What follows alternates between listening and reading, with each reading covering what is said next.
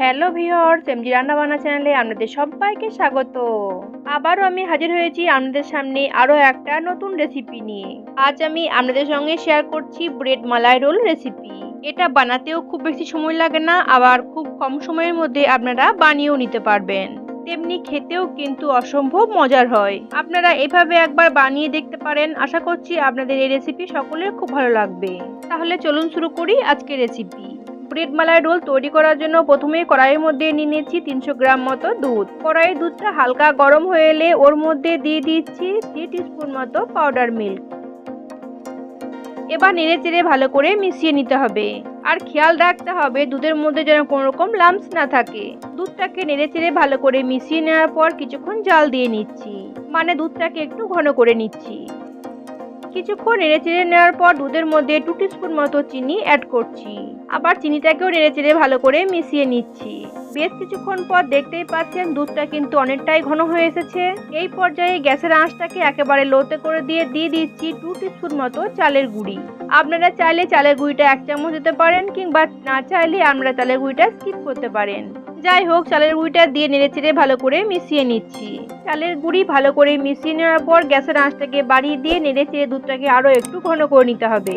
আর এইভাবে অনবরত নেড়ে চেড়েই কিন্তু ঘন করে নিতে হবে, তা না হলে কড়াইয়ের নিচে লেগে যেতে পারে।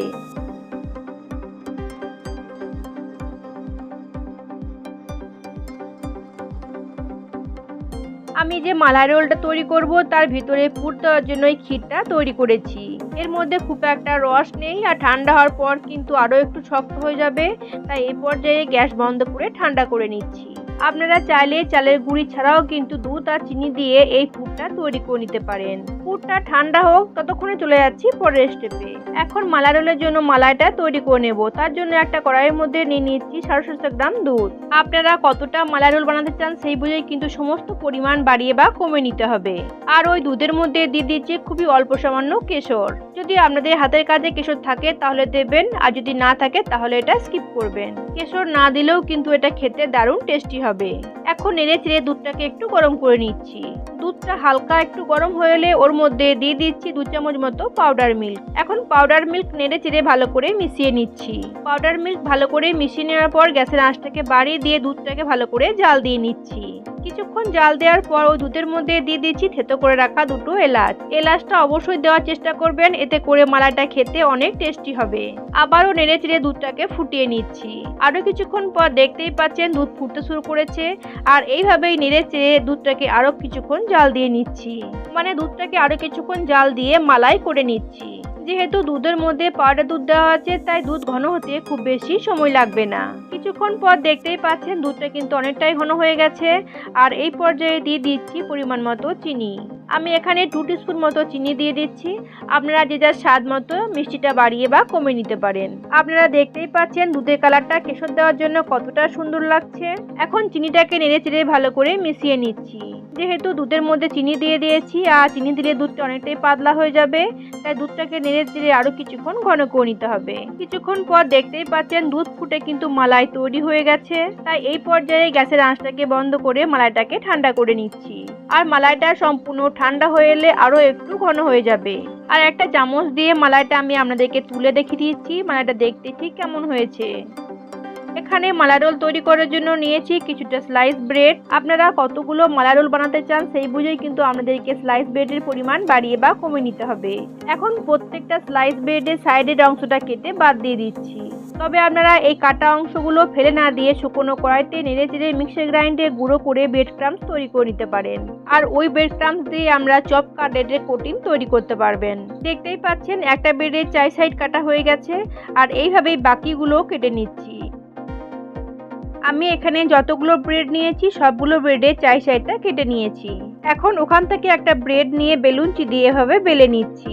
আর একটু চাপ দিয়ে বেলে নিতে হবে। রুটিটা এভাবে বেলে নিলে একটু চুপসে যাবে আর একটু লম্বা হয়ে যাবে, এতে করে রোলটা করতে একটু সুবিধা হবে। যাই হোক, একটা তৈরি করা হয়ে গেছে, আর বাকিগুলো ঠিক এইভাবেই তৈরি করে নিচ্ছি। দেখতেই পাচ্ছেন সবগুলো ব্রেড আমি বেলে নিয়েছি। এখন মালাই রোলের জন্য যে পুরটা আমি তৈরি করে রেখেছিলাম সেটা এখন সম্পূর্ণ ঠান্ডা হয়ে গেছে। আর ওটাকে এখন ভালো করে মেখে নিচ্ছি, মানে মেখে নিয়ে একটা স্মুথ ডো তৈরি করে নিচ্ছি। আগে থেকে বেলে রাখা ব্রেডগুলো থেকে একটা ব্রেড নিয়ে নিয়েছি আর এখান থেকে অল্প একটু পুর নিয়ে একটু লম্বা শেপ দিয়ে নিচ্ছি আর রুটির মাপ করে সমান করে বসিয়ে নিচ্ছি। এবার ব্রেডটাকে ধরে আস্তে আস্তে রোলের মতো করে গুটিয়ে নিচ্ছি। দেখতেই পেলেন কত সহজেই তৈরি হয়ে গেল একটা রোল। এইভাবেই প্রত্যেকটা রোল তৈরি করে নিচ্ছি আর সবগুলো তৈরি করার পর ফিরে আসছি। দেখতেই পাচ্ছেন এখানে আমি 10টা ব্রেড রোল তৈরি করে নিয়েছি। এবার চলে যাচ্ছি পরের স্টেপে। আর এদিকে দেখতে পাচ্ছেন মালাইটাও দেখতে কতটা সুন্দর লাগছে। যেহেতু মালাইটা আমার অনেকটাই ঠান্ডা হয়ে গেছিল তাই মালাইটা আবার একটু গরম করে নিয়েছি, কারণ রোলগুলোর মধ্যে একটু হালকা কুসুম গরম মালাই দিতে হবে। এখন তৈরি করে রাখা রোলগুলোর মধ্যে কিছুটা কেটে রাখা ড্রাই ফ্রুট ছড়িয়ে দিচ্ছি। এতে করে দেখতেও ভালো লাগবে আর খেতেও ভালো লাগবে। আমি এখানে কাঠবাদাম আর পেস্তা দিয়েছি, আপনাদের হাতের কাছে না থাকলে আপনারা কাজু আর অল্প একটু কিশমিশও দিতে পারেন। এবার হালকা কুসুম গরম মালাই রুটির মধ্যে দিয়ে দিচ্ছি। যদি আপনাদের মালাই ঠান্ডা হয়ে থাকে তাহলে অবশ্যই কিন্তু মালাইটা একবার গরম করে নিতে হবে, তবে আবার খুব গরম মালাই দিয়ে দেবেন না, এতে করে কিন্তু রুটিগুলো একেবারে নেতিয়ে যাবে।